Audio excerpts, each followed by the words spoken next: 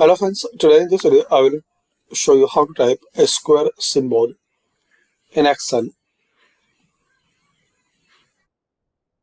So firstly guys, click on start and search character map.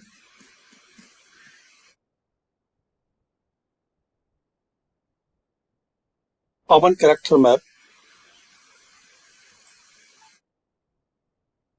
Now here select any side, then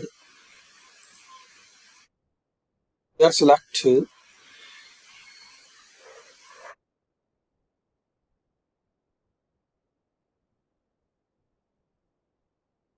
superscript 2, then click on select, then click on copy.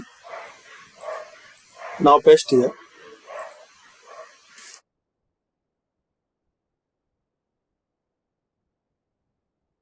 You have to paste in this bar.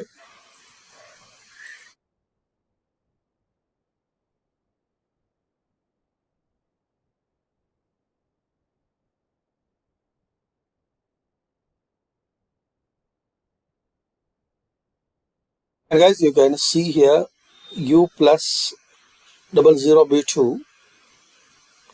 And also guys, you can use shortcut key Alt plus 0178. Insert and type. So thanks for watching. Share, like and subscribe.